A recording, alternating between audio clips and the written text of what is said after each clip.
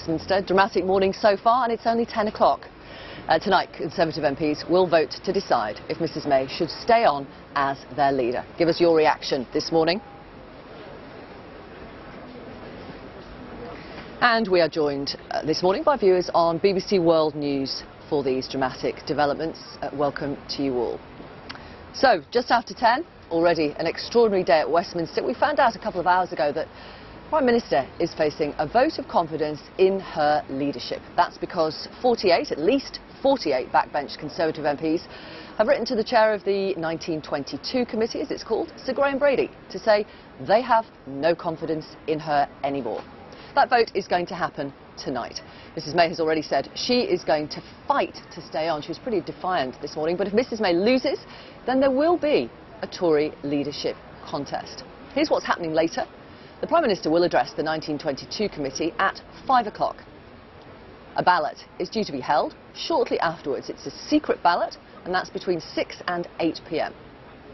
Mrs May must win the support of at least half of the Conservative Parliamentary Party to avoid a leadership contest. If she loses, she will not be able to stand in that contest. If she wins, she is safe in her position, it is said, for a year. Well, let's talk to one of her supporters. It's England's Health Secretary, Matt Hancock. And obviously, as a Cabinet Minister, you will be voting to support the Prime Minister tonight. Emphatically, yes. I think at moments like this, you need to look at what's in the national interest. And in the middle of these negotiations, when even today she was supposed to be in Ireland, securing further progress and getting a good deal for Britain, at these times, you need to back your Prime Minister, and we should all be doing that. She's brought it on herself, her critics say, of course. Well, they say that. She didn't listen soon enough. Well, I don't think that's right. The Prime Minister has been negotiating the best deal that is possible to make sure that we deliver on the Brexit result and do so in a way that supports the economy. But without listening to so many people around her who, for, let's be honest, weeks and months have been saying she would not be able to get her Brexit deal through Parliament. Well, so it's come to pass. She's supposed to be today negotiating yet more on that Brexit deal, and the crucial point is... Had she listened earlier, she may not have found herself in this position today. Well, of course, there's people on one side saying they want the relationship to be closer with Europe. There's people on the other side saying they want it to be more distant. The critical point is this. Right now, in the middle of these negotiations, when there is only 4 months to go until we're leaving the European Union, is it the right time to change horses? Of course it is not. What do you say to your colleagues? What do you say to your colleagues then who've put in these letters that are triggering this no confidence vote tonight? Well, I hope that we can persuade them over the next few hours to back the Prime Minister. Well, but the ones who put those letters in will not be voting for her tonight. You know that. What do you say to those who have triggered what we're going to see today? Well, I think that the most important thing is that... Why are you reluctant to criticise them? Because I don't like to criticise a colleague. But what I will You've just said it's the most ridiculous idea in the middle of a crisis. You put words into my mouth. I'm paraphrasing. Indeed. I'm very clear about what I think about this. There are 15% of Tory colleagues needed to trigger a vote like this. That means that there's 85% who haven't, and I want the vast majority of Conservative colleagues to vote for the Prime Minister, because that is what is in the national interest. She has shown such fortitude, with voices all around her, trying to pull her one way or the other, and she, I think everybody would agree, has shown great integrity, great fortitude, and she's landing this deal. She's in the middle of negotiating it. She spent the whole of yesterday in Europe, and now is the time to back her. In the real world, is she landing this deal? Well, she was negotiating it yesterday. She's negotiating it further today. Nice to see you, but no, we're not renegotiating. Well, not only is she landing this deal, but also that set of fundamentals, what the EU thinks, what the numbers are in Parliament, these things would not be changed by a leadership election. The only thing that would be changed by a leadership election is the amount of time that we have left to secure a deal. And we will lose time. Now, that isn't what I want to see. It's not what the country wants to see. The country wants to see us get on with it. And the way to do that is to back the Prime Minister. Does this inevitably mean a delay in Brexit? I certainly hope not. But it is feasible that we could now extend Article 50. So, no. Yeah, it is. We're leaving the European Union on the 29th of March. It is feasible that Article 50 could be extended or even revoked. It's not the government's policy, and nor should it be. And it might be under a new leader, potentially. Well, I don't want that to happen. And the fact of having the vote this evening means that should, as I hope and as I predict, a strong majority for the Prime Minister be the result of this vote, then we will. Then she can get on with it, and she can get on with those negotiations. So the upside of her winning is that she can then get on with the negotiations with the EU. So you've just made your prediction. Mrs May will win tonight with a strong majority. I certainly hope so, yes. Ah, well now you're slightly changing your words. I predict that there will be a majority of support, a strong majority of support, because it's the right thing to do to vote for the Prime Minister. Right, okay. But I'm not, in a way, you know, it's not a matter of predictions, because... Well, you've just made one. Yes, I know, that is my prediction. Right. But that's not the important thing. Yeah. Because there are 315 Tory MPs who have to make up their minds about how they vote this evening. And the question is not, for us, for MPs, is not what they think will happen. The question is, what should happen? And I think people should vote for the Prime Minister because it's in the national interest. Even if she wins tonight, she still does not have a majority in Parliament for her deal. Even if she manages to succeed in getting the odd tweak or the odd modest change to her deal. Well, let's see what she manages to bring back from the European Union. The European Council is at the end of this week. She's meeting European leaders. And she's in the middle of this negotiation, so we can have that conversation tomorrow. I very much hope once she's secured the confidence of the parliamentary party in the vote this evening, and then she can get on with it. That's what the country wants. The country wants us to get on with Brexit and to come together behind the Prime Minister. If she loses tonight, who for you would be a good alternative leader? Well, I very much hope that she'll win, so I'm absolutely... That wasn't the question. No, and I'm not going there. I want her to win. Is there anyone capable of getting a deal, apart from Mrs May, of getting a deal through Parliament? The best person to deliver that is Theresa May, so that's why I'm going to be voting for her. Thank you very much for talking to us. England's Health Secretary Matt Hancock. Thank you very much. We'll see what happens. Mr Hancock predicting a strong majority, a win for Theresa May, and she will get a strong majority of Conservative MPs backing her. Your reaction, of course, welcome. Mr Hancock said the whole country wants Mrs May to get on with getting concessions to her deal and then getting it through Parliament. Is he speaking for you? Do let me know this morning, victoria@bbc.co.uk. You can message us on Twitter, use the hashtag VictoriaLive. Now, the Prime Minister made her statement outside number 10 Downing Street this morning. Let's have a listen. There is some flash photography just to let you know. Sir Graham Brady has confirmed that he has received 48 letters from Conservative MPs, so there will now be a vote of confidence in my leadership of the Conservative Party. I will contest that vote with everything I've got. I have been a member of the Conservative Party for over 40 years. I've served it as an activist, councillor, MP, Shadow Minister, Home Secretary, and now as Prime Minister. I stood to be leader because I believe in the Conservative vision for a better future, a thriving economy with nowhere and nobody left behind, a stronger society where everyone can make the most of their talents, always serving the national interest.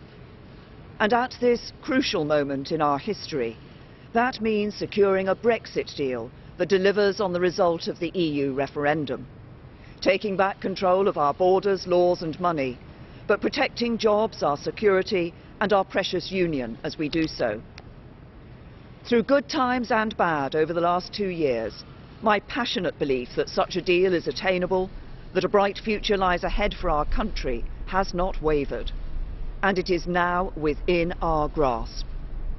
I spent yesterday meeting Chancellor Merkel, Prime Minister Rutte, President Tusk and President Juncker to address the concerns that MPs have with the backstop, and we are making progress. I was due to travel to Dublin this afternoon to continue that work, but will now remain here in London to make the case for my leadership with my parliamentary colleagues. A change of leadership in the Conservative Party now will put our country's future at risk and create uncertainty when we can least afford it. A new leader wouldn't be in place by the 21st of January legal deadline, so a leadership election risks handing control of the Brexit negotiations to opposition MPs in Parliament. The new leader wouldn't have time to renegotiate a withdrawal agreement and get the legislation through Parliament by the 29th of March, so one of their first acts would have to be extending or rescinding Article 50, delaying or even stopping Brexit when people want us to get on with it. And a leadership election would not change the fundamentals of the negotiation or the parliamentary arithmetic. Weeks spent tearing ourselves apart will only create more division, just as we should be standing together to serve our country. None of that would be in the national interest.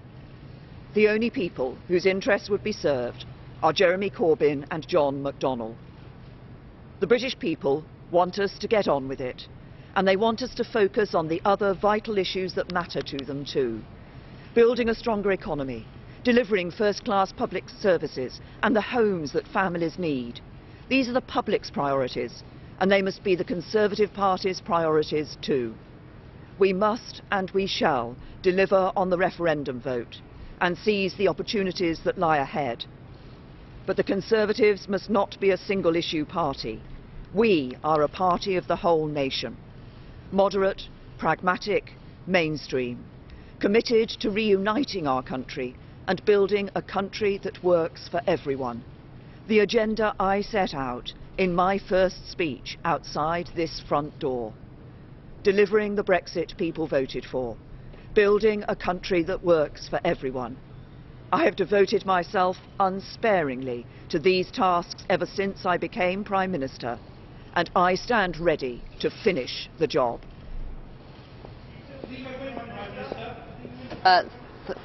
Thank you for your messages from around the country. Tracy tweets this: I'm disgusted, to be honest. What should have been a period of time when Parliament pulled together to get us through this mess as smoothly as possible has been nothing but backstabbing and infighting, political posturing and manoeuvring without a care for us. Bonnie says Mrs May has to go and we need a Brexiteer as a new leader. Just get us out, no deal is the best. Jax says, I don't want to see a change at the top. That vote, or those that vote against her, are nothing more than treacherous to the 17 million who voted to leave. She may not get it 100% right, but she's worked hard and should be allowed to see it through. If I find that my MP is one of those voting against her, anger in capital letters, although it is a secret ballot, so you may never know. Donald on Twitter, this catastrophic chaos is due entirely to the vicious civil war in the utterly self-serving, self-centred Tory party. Of course May has to go. This whole bunch of despicables has to go. We in Scotland will be extricating ourselves from this false union. And one more for now, Silver Bream on Twitter. I think she's reaping what she sowed when she sold out on Brexit. Let's talk to Norman Smith, our assistant political editor, who's at Downing Street. Is she going to win this confidence vote, Norman? Well, I think her friends are quietly confident she will, or at least they're saying to journalists they're confident she will, but they're also saying that they think just one vote will be enough for her. Now, there's a huge argument about that. Technically, yes, of course, one vote is enough, but could Mrs May really limp on if, say, I don't know, 130 or so Tory MPs voted against her? Would the EU be prepared to really negotiate with a Prime Minister so damaged? And what would happen when her meaningful vote eventually comes back to the House of Commons facing almost inevitable defeat? So, you know, it's up for debate whether one vote is enough, but that certainly is the view of her friends and allies. And the other thing I think is striking is the way Mrs May has deliberately chosen to massively ramp up the stakes. She has made this a vote not about her, she says, but about Brexit and the future of the country. Bring me down, in effect, she is saying, and you put Brexit at risk, because whoever takes over, they're not going to have time to try and fashion a new Brexit deal. It's going to be impossible, given that we're leaving on March 29th. Therefore, the only way they can do it will be to revoke Article 50, delay, and then who knows what happened. Who knows whether Brexit itself will take place. So Mrs May deliberately upping the ante so that those Tory MPs who are minded to continue with Brexit will balk at the idea of this huge uncertainty and the potential that actually Brexit may not happen.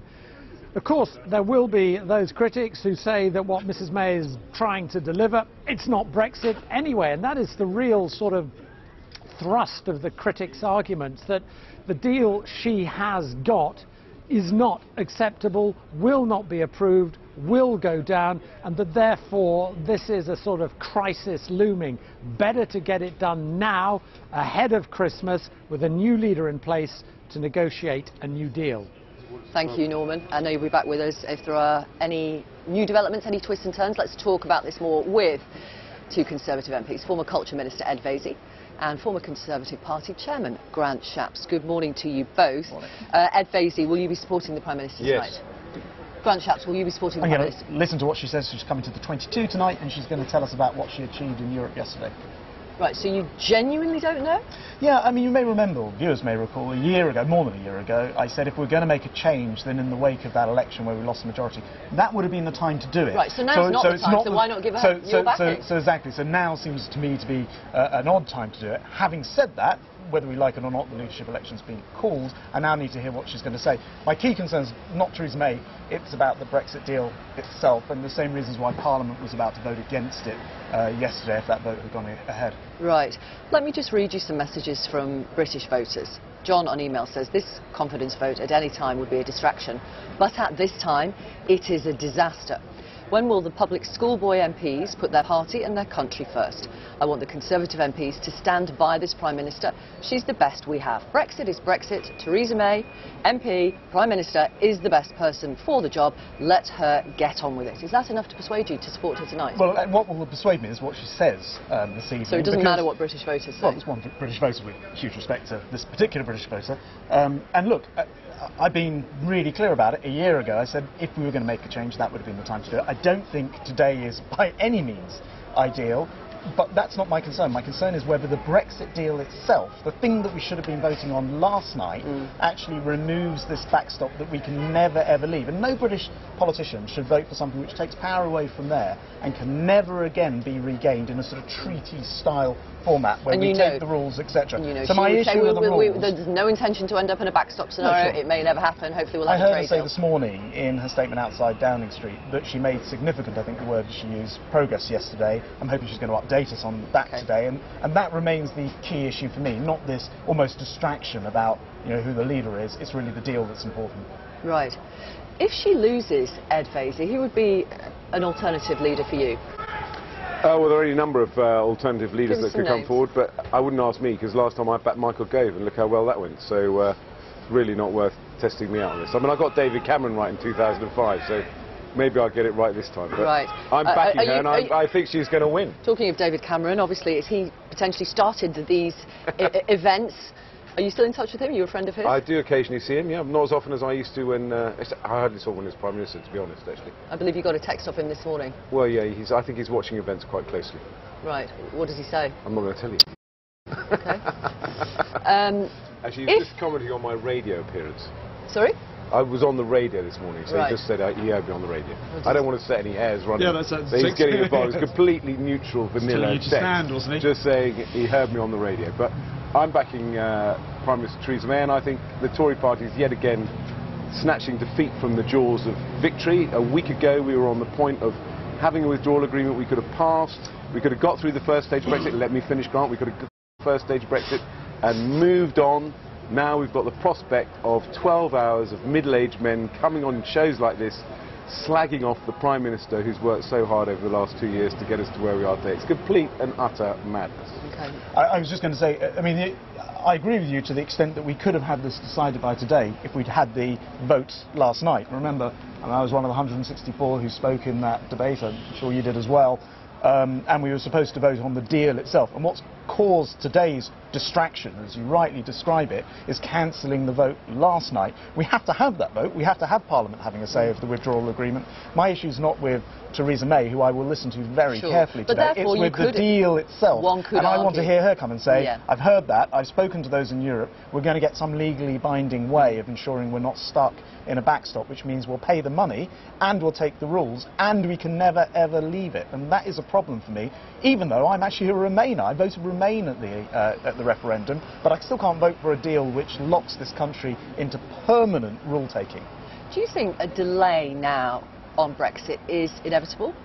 No, I don't, actually. It's quite difficult to get to as well, because what people hear about votes in Parliament and they think they all have equal weight. In fact, laws passed in Parliament have gone through usually hours of committee, hundreds of hours in the case of the Brexit bill, so and that says that we're leaving on the 29th of March. Delay it. Yes, full legislation, not just like a one-off vote like last night's vote would have been, and a principle thing, but actually a full piece of legislation. Now that legislation's set and it says we're leaving at 11 p.m. on the 29th of March, not easily undone. Ed Vaizey, what do you think about your Conservative colleagues who have triggered this no-confidence vote in your leader tonight? I just don't know why they've done it, and even if, for me, it seems completely self-defeating. I think she's very likely to win, so if you did want to get rid of the Prime Minister, you're now going to have her for another year, so it's not going to change anything. I don't understand the logic, because whoever takes over, what are they going to change? I mean, as Grant says, really, on the table you've got no deal, because it's written into the legislation that we leave on 29th of March, or we've got a withdrawal agreement that's been carefully negotiated over the last 2 years, which gets us out in a managed way, a soft way, so that we can then negotiate our free trade deal. You do say that perhaps we could extend Article 50, and I, to a certain extent, would agree with you that all bets are off. Or revoke it, as all bets are off as to what would emerge, but I think Grant is also right. We also live in this kind of weird world where the mechanics of actually doing that, even if Parliament expressed a will overnight, tomorrow morning, suddenly said, actually, revoke Article 50 or whatever, the mechanics are actually weird. And it all comes down to not having a majority in Parliament, which all comes down to that election where we lost the majority that we built up. Which is why some people argue she's brought this on herself. But it's why the timing should have been much closer to the aftermath of that election rather than... Yeah, I think we would be having a different conversation if this was June 2017. OK, we are where we are. Thank you both. We'll see what happens. Thank you very much. Thank you. Thanks for coming on the programme. Grant Shapps and Ed Vaizey, former Conservative Party Chairman and former Culture Minister.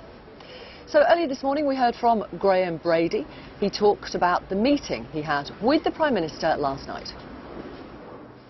I think you can draw from the fact that she was keen to move ahead swiftly, to resolve matters. I think she was keen to get on with her job and get on with the business of government, and clearly having massive speculation about whether or not there would be a confidence vote was unhelpful, and also having a protracted period between the announcement that would take place and that vote taking place would have been a very difficult time and not conducive to getting on with the job.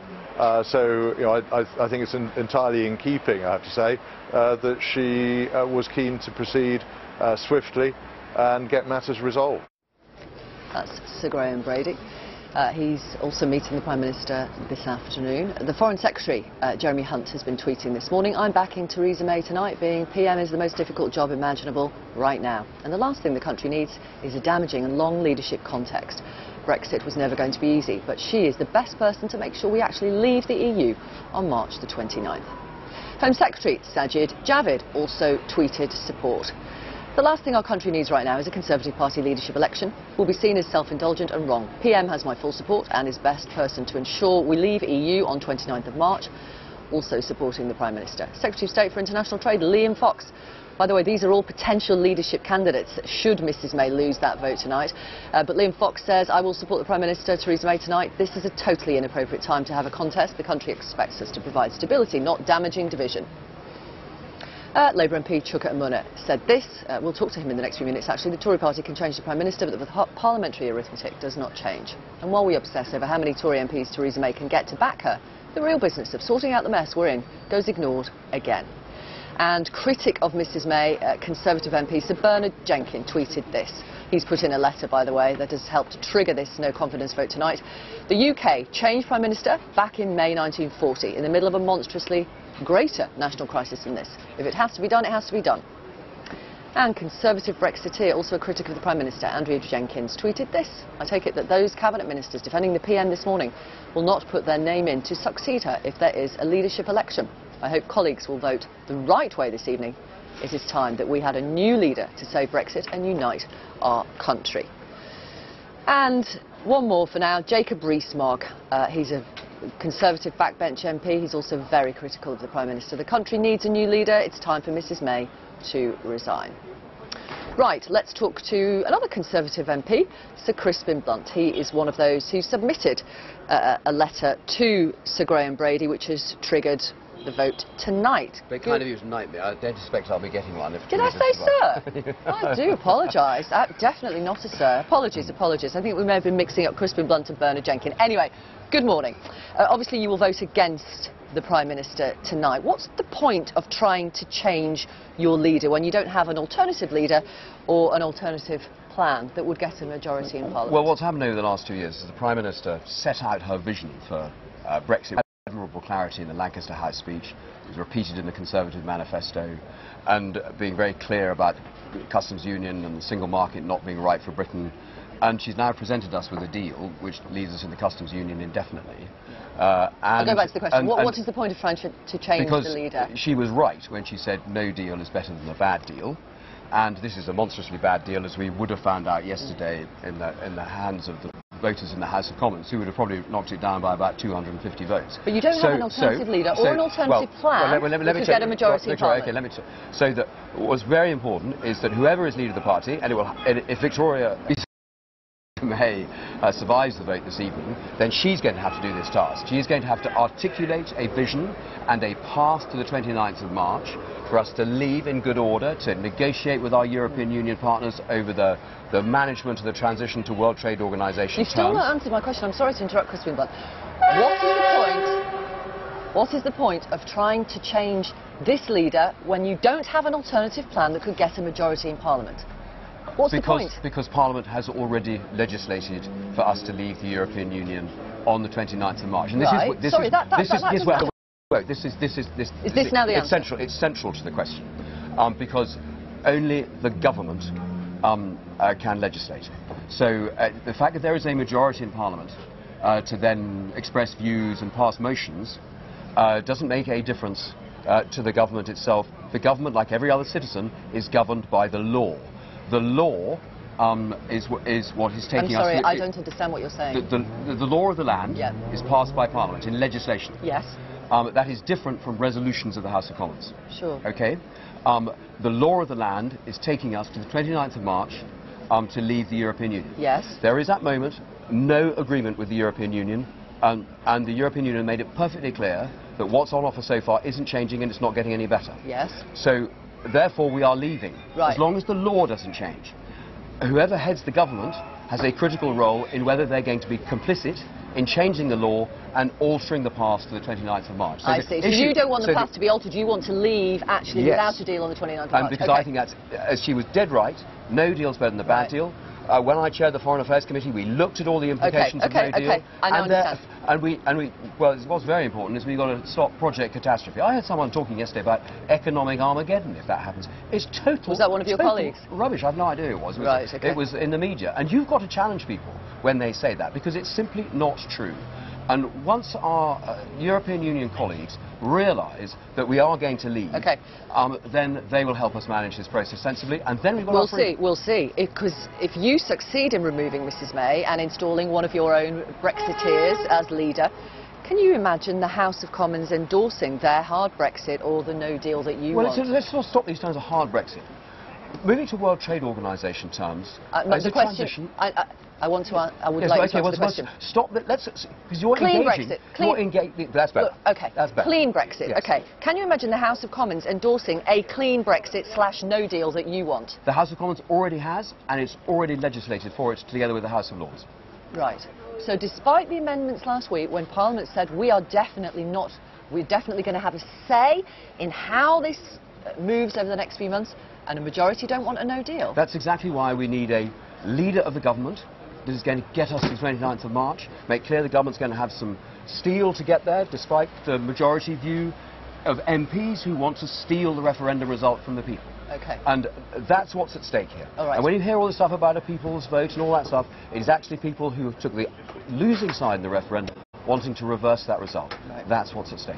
Are you worried about losing tonight? I mean, a number of people are quietly confident. No, I've no idea what's going to happen that tonight. Mrs. May is going to win. But if Theresa May wins, good luck to her. She's going to command the support of more than half of my colleagues, and therefore all of us, as far as confidence in her government is concerned. She's free from challenge for a year, but it will then be up to her to articulate that vision and to make clear to all of us that she's going to get us to the 29th of March, make the plan with the EU to get to WTO terms, and then have a vision for the future that takes up all the opportunities that are available to our country. And she's right. Whoever is the leader is going to be faced with that challenge. Who would be a better leader in your view? Well, let's answer question one first. Let's see what happens tonight. Well, I do have a view, but I'm not going to express it until we need to know whether to express it or not. And because Theresa May could this evening win that vote, still be our Prime Minister, and she's then faced with the challenge of getting us to the 29th of March for us to honour the referendum result. Jan says this on email: I have never ever known a more set of self-centred, arrogant, backstabbing collection of politicians. They are putting the whole country at risk for their own political gain. All because they think they can do better with Brexit, which was never going to be easy to do. Well, we have a House of Commons, and there are obviously competing views in there. That's what one would expect in a parliamentary democracy. Yeah, I think she's talking about the people like yourself who have triggered this no confidence vote tonight. She might be thinking about the people who look as though they're going to try and steal the Brexit decision from the people. And that's what we've got to be on guard for. Those of us who are a minority in there who supported Brexit in the first place. Okay. But all of us, the majority, gave that decision to the electorate. The electorate took the decision in the referendum, and we've now got to get it through. And of course it's bumpy whilst people are arguing over the agreement terms and the rest. But we're going to get there. And then we've got a great, bright future for our country, free trade agreements with whoever we want. We will have £39 billion to encourage our European Union partners to help make that transition a sensible and a stable one, which is why it's going to be okay. We're not going to do a free trade deal with the UK if we've not given them the £39 billion, which we legally owe them. No, we don't legally owe them. That's the point. We do. Anyway, do you care what David Cameron thinks today? No, you're wrong. We don't legally owe it to them. No, a House of Lords opinion said we didn't legally owe them. This is where we've got to get. I shouldn't be doing it with you on the media. Why are you arguing this position in this way? Would you like me to say nothing and you can just talk? Well, no, I would like to ask the questions, but to say that we legally owe it, we don't. The UK and the EU have negotiated. Yes, but civil servants, lawyers, leaders have negotiated and come to a conclusion that we owe them £39 billion. In the withdrawal agreement. And the House of Commons has responsibility for the taxpayers' money. Okay. And if that 39 billion, the government has said, look, we want to give them 39 billion, but we're not getting any back, what's our responsibility there for that money? Okay. Do you care what David Cameron thinks today? Well, I will listen to everybody's view. Okay. He has tweeted, I hope Conservative MPs will back the Prime Minister in the vote today. We need no distractions from seeking the best outcome with our neighbours, friends and partners in the EU. Well, he's perfectly entitled to his point of view. He doesn't actually have a vote. Absolutely. He chose to leave the House of Commons. That's right. Thank you. Let me just read some more messages from voters. Are you interested in what they say? No, you're not. OK, you may go. No, I am interested, but one of your other competing colleagues wants to... OK. I'm a bit late for that. I'll tell you what, why don't you go? Right. I appreciate that you would have stayed, but thank you for your time. Right, okay. Thank you. We're going to talk to some more MPs in a moment. Lucy says this: I do not believe the Health Secretary is speaking for us, the people. Theresa May has made Brexit a shambles. I know numerous people who are now hoping, myself included, that she loses this vote. You can probably hear the demonstrator who's here every day, who regularly calls out cancel Brexit and stop this Brexit chaos. Anyway, Lucy goes on, someone needs to take control. She's definitely not speaking for the people. Nicola says on email, I'm fed up of politicians telling us what they know the country wants. We need a Prime Minister like David Davis, someone truly committed to Brexit. Robert says this: personally, I'd be happy with a no deal at this late stage. This indecision simply makes us all look like fools in the eyes of our European partners. Robert goes on, sure, there will be a period of recession and uncertainty, but there would only be one way forward, and the UK would emerge stronger and in a position to feel proud of themselves for succeeding alone. Mike, in my opinion, those Conservative MPs who have brought about the challenge to Mrs May's leadership at this sensitive time should be locked up in the Tower and charged with treason. They are undermining the Premier's authority at home and abroad and putting the country's future at risk. Let's talk now to another Conservative MP, Vicky Ford, and Labour MP, Chuka Umunna. He's in favour of a referendum on whatever Brexit deal, whichever Prime Minister's in charge negotiates. Is that still your position? Yeah. Yes, OK. Good morning, both of you. Morning. Vicky Ford, how do you respond to the events of this morning? So, well, I will be voting to keep Theresa May this afternoon. I'm a very, very boring person, and I'm quite a Conservative person, and I don't believe in taking unnecessary risks. And I just think this is a very uncertain time for the country anyway, and the last thing the country needs is a whole change of Prime Minister, change of leadership. You know, we need to work together to find a way through. Right. Chuka Umunna, as a Labour MP, how do you view the events of today so far? Well, I don't think replacing the Prime Minister is going to make any difference to the parliamentary arithmetic. Parliament is gridlocked. It cannot agree on how we leave the European Union. It's not going to make any difference to the EU's negotiating position. It's not going to make any difference to the fact that the government's own analysis says that the current deal we have as an EU member is a far superior one. And I think, you know, honestly, your viewers will take great exception, I suspect, to what is going on at the moment, because essentially you are having some do and some well, you're don't. having this refracting to the Tory party, 315 MPs determining, in the short term anyway, it seems, the destiny of the country, and everyone else being locked out of that debate. And I think you were just saying in your discussion with Crispin, I mean, the fact is, or one of your tweeters was saying, don't tell us what we think. And that's the problem that Parliament's got, is we had the will of the people in 2016. No one's really got any idea what the will of the people is in 2018, and that's why I think we need a people's vote. So if I can just say a couple of things. So my email box has been pinging ever since the news broke this morning with messages of support from the Prime Minister, including actually from some of my party members who voted leave. So, you know, there is a lot of support for her out there. They see her as someone who's really fighting to get the best deal. I've also met representatives from the Dutch embassy this morning who are really focusing on how do we try and get this withdrawal agreement, get those concerns about it addressed. I mean, any of the other... Really? I mean, yes, absolutely. She came back with nothing from various so let's listen European to what yesterday. she has to say. Sure. Okay. But let's also remember that either... What are the other alternatives? You tip into a hard Brexit. Can I It's a just ask you, huge sorry risk. to interrupt, sorry. What do you think of your colleagues who have triggered this confidence vote So I tonight? understand. There's one standing over there. And I know I understand. he doesn't necessarily want to have a row with you on camera. No. So we'll talk to him in a So moment. I understand why people are concerned. You know, but to trigger a confidence vote, do you understand that? So I do, and actually, to a certain extent, this has been hanging over the Prime Minister for many weeks So now. it's a good thing? So, well, maybe it is, actually, because we'll get it done, and under the party rules, this motion of no confidence can only happen once a year. So it does win this evening, and I've spoken to many of my colleagues who want to support her because they want the consistency in this very difficult time. Then that will bring a bit more certainty, actually, to the position. But there's two other things that I keep Sorry to thinking interrupt. about. I do apologise. Yeah. I'm sorry. If she wins, how does it bring more certainty? She still doesn't have a parliamentary majority for her deal, So- even with one or two modest changes. So first of all, if she wins tonight, then that whole issue, the leadership issue, will be set aside for the next 12 months under the party rules, and it will then be her decision. In terms of getting this deal or a deal through, I think people need to remember that all the other options carry huge risks and uncertainty. But it doesn't bring certainty because there still isn't. Well, actually, it's not, Victoria, it is not a deal. We don't know what the UK's future relationship is going to be with the European Union.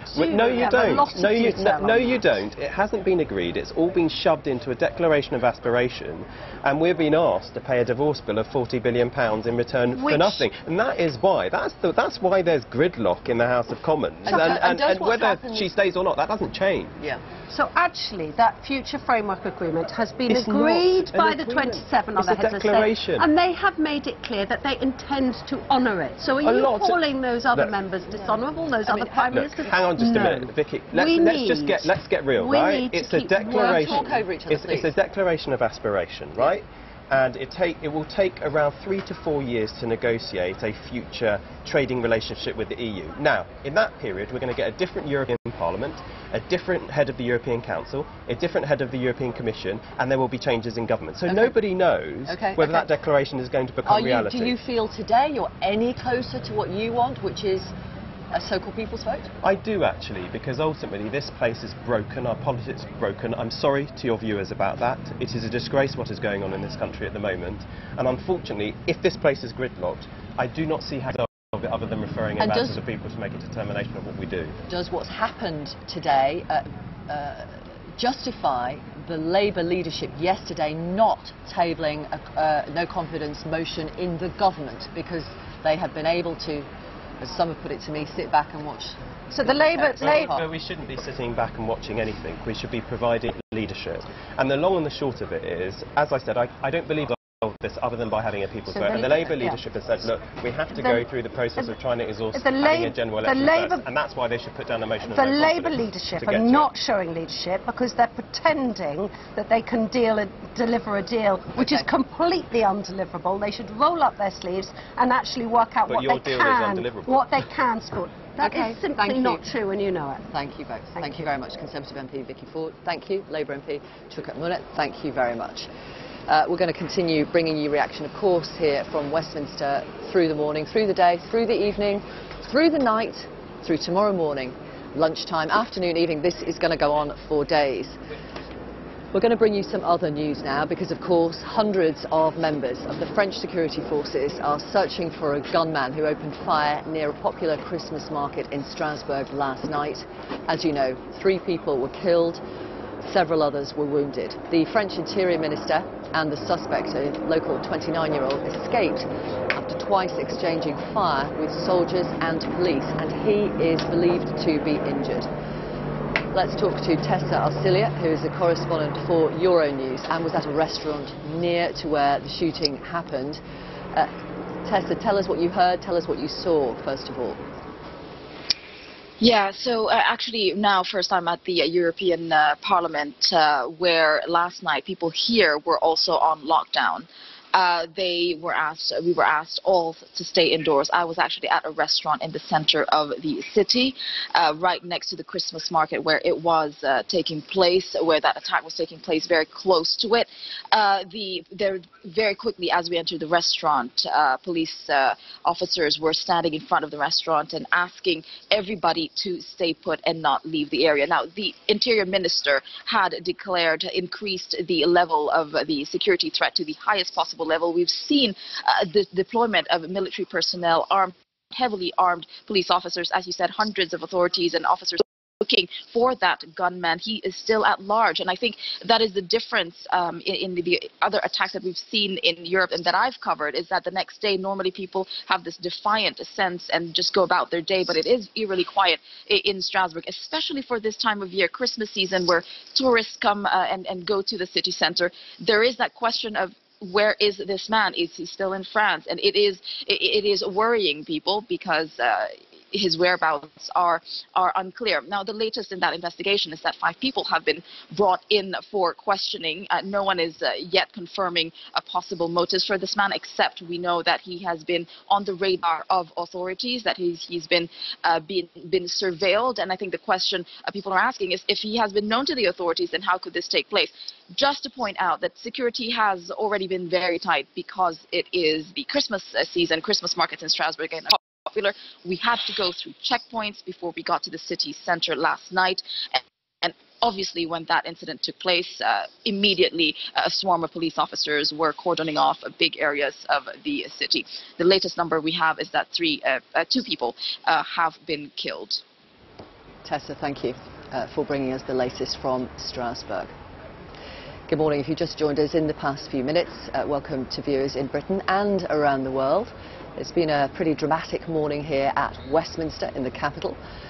The UK Prime Minister Theresa May is to face a challenge to her leadership of the Conservative Party tonight. The required 48 letters of no confidence was reached last night, triggering this vote. This morning, the leader of the Tory backbench 1922 committee, Sir Graham Brady, announced the secret ballot would take place this evening. Outside Downing Street this morning, the Prime Minister said she would fight to remain leader with everything she had. Here's what's happening later. The Prime Minister has cancelled all her scheduled meetings and will now address the 1922 committee at 5 o'clock. Then that secret ballot is held a little after that, between 6 and 8. And the question that will be asked on the ballot is phrased like this: I have confidence in Theresa May as leader of the Conservative Party, to which MPs can vote yes or no. Mrs May must win the support of at least half of the Conservative Parliamentary Party to avoid a leadership contest. If she loses, she won't be able to stand in that leadership contest. If she wins, she is safe in her position for a year. Let's talk to Conservative Bridgen. He is one of the 48 MPs who wrote to Sir Graham Brady to trigger this outcome. You've now got what you wanted. How do you feel? Well, I put my letter of no confidence in July after the Prime Minister came forward with the very deeply flawed Chequers proposals as a basis for leaving. Well, I think it was inevitable. It's disappointing it's taken so long to get here and so much time has been wasted. But we're in a position now where the Prime Minister's flagship policy, her withdrawal agreement, can't proceed through the House of Commons. She's been out to Europe to try and get concessions, having spent weeks saying this is the best deal she could possibly do, undermining her own renegotiation position. She's effectively a Prime Minister who's drowning, and Angela Merkel's being throwing buckets of water at her. Or you could say people like yourself, Conservative backbench MPs, are throwing buckets of water at her. Well, this is the last chance to save Brexit and deliver the Brexit we were mandated to do so by the referendum. And it's worth chucking her under a bus to get the Brexit you want. This is about the Brexit the British people voted for and the best economic and political outcome for our country. In your view, why is your Brexit the right Brexit? Well, it's the Brexit that people voted for. It was the Prime Minister's Brexit. I was completely behind the Prime Minister when she was giving her Lancaster House speech, when Brexit meant taking back control of our money, our laws and our borders, leaving the single market, leaving the customs union, the jurisdiction of the European Court of Justice, being able to do free trade deals around the world. I'm absolutely behind the Prime Minister for 2 years. I was a rebel to call for the referendum. I was a loyalist for 2 years. Now I'm a rebel again. The problem is I haven't gone anywhere. Somebody else has moved, and it's the Prime Minister, I'm afraid. Right, this is what one voter says. She's called Pauline. She's emailed. I'm shocked that these 48 MPs are sabotaging Brexit. That's how she sees it. You laugh at... Because this is not the Brexit. We're going to end up stuck in a backstop agreement. Not necessarily. You have to be honest with people. Not necessarily. Well, you're going to subject to 27 plus European regions' vetoes of any final deal we get under the withdrawal agreement. Well, now you've changed the argument against it. Well, that's another reason behind okay. why you can't support it. Okay, but this woman is worried that there will be no Brexit at all, and she says it's because of people like you. That's not correct. We are the Brexiteers. At the end of the day, we're trying to save Brexit. This is a blind alleyway the Prime Minister's taking Parliament down and the country down. We've wasted months and months on the deeply flawed Chequers proposals, which have cost her how many Brexiteers have left the Cabinet. OK. I'm going to talk to your colleague now, James Cleverly. He's a Conservative MP. He's a Vice Chair of the Conservative Party. I gather that you don't necessarily want to talk to others, so if you need to go, no, are you happy to? I'll go. That's fine. OK. All right. Mrs Cleverly, do join us. Good morning to you. You can step in if you like. Yeah, fine. I'm happy to. So how do you regard colleagues like Andrew Bridgen? Well, I've known Andrew for many years. I like him a lot. I think he was wrong to put in a letter. I mean, he knows my position on that. I think it does jeopardise Brexit, because at the very point that the Prime Minister is pushing for those final negotiations to deliver the Brexit that she has promised the British people, that I campaigned for, we now have this, which is a big distraction at best. And as I say, my real fear is that it might undermine the whole Brexit process completely. The problem is she has, by the way she has conducted herself, it has led to a real loss of trust amongst some of your colleagues. I mean, I don't know how far you want to go back, but she said, I'm never going to call a snap election. She calls a snap election. She said, no deal is better than a bad deal. She didn't mean that. She said the vote would go ahead on Tuesday. She changed her mind. She said this was the only deal possible. She's now going back to get changes. People don't really believe what she says anymore. Do you accept that? Well, you're the person that emailed in clearly feels that the best thing that we can do to deliver Brexit is to support the Prime Minister. And you've just ignored my question, but I'm coming back to it. That's why I'm suggesting to you, that's why some people have lost faith in her? There are some people who have, I think, set themselves on a course. People who are criticising Chequers before they'd seen Chequers, criticising the withdrawal agreement before they read the withdrawal agreement. And I disagree with them. I think the best thing we can do now is give the Prime Minister the time that she needs to push for those final bits of negotiation with the EU. I know she said she believes this is the best deal that she can get. If that's true, then I've already said that whilst not perfect, it's a deal I would support. Okay. If she is able to come back with even more, then that's better still. I'm not going to criticise her for coming back with a better deal still. If she comes back with some tweaks, with some changes, realistically, do you honestly think there would be a majority in Parliament for that? When you've heard what some of your own colleagues are saying, ditch the backstop, get out of the customs union, etc., etc. So we are leaving the single market and the customs union. Andrew ran through a list of things that he that he believed the referendum was about, and I agree with him. So during the referendum campaign, let's not go over that, if you don't mind. We'll deal with events of today. What I'm asking you is, if she gets some modest changes, do you think realistically there will suddenly be a majority in Parliament voting for her? Let's say she gets some postscript to the political declaration on the future relationship about if she can get something which calms the concerns of that people have about the backstop, then a significant number of Conservative MPs have made it clear that that's what they're concerned about.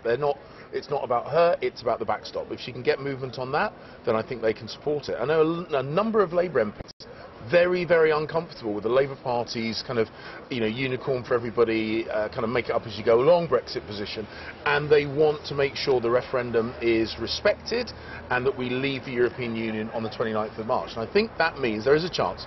Look, predictions in this environment are a bit of a fool's game, but I do think there is a chance that if she can get some movement on those areas, that we can get something that will get enough support in the House of Commons to get through, so we leave the European Union on the 29th of March. Sure. That's what I want, that's what I've been working towards, that's what the Prime Minister's working towards. Predictions and mugs game.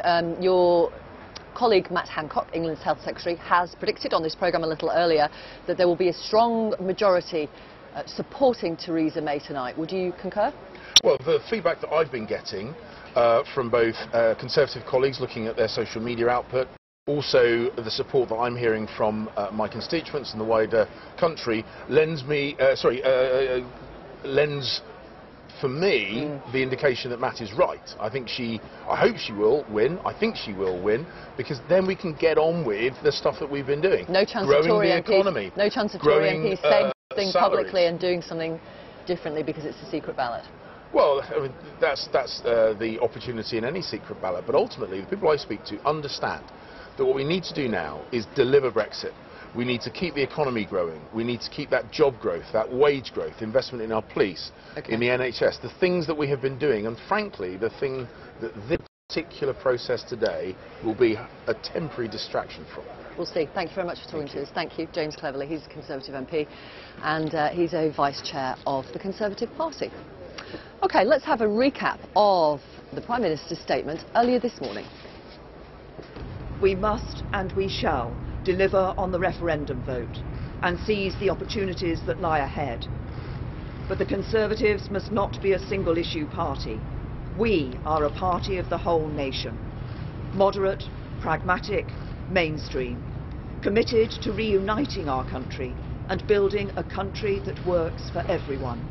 The agenda I set out in my first speech outside this front door. Delivering the Brexit people voted for. Building a country that works for everyone. I have devoted myself unsparingly to these tasks ever since I became Prime Minister, and I stand ready to finish the job. OK, we've got a couple of minutes left of the programme. Time to squeeze in, of course, three people before then. Patrick Kidd is political sketch writer at The Times. Katie Balls is political correspondent at the Conservative supporting magazine The Spectator. And Mike Ellis, MP, is here, Conservative MP. And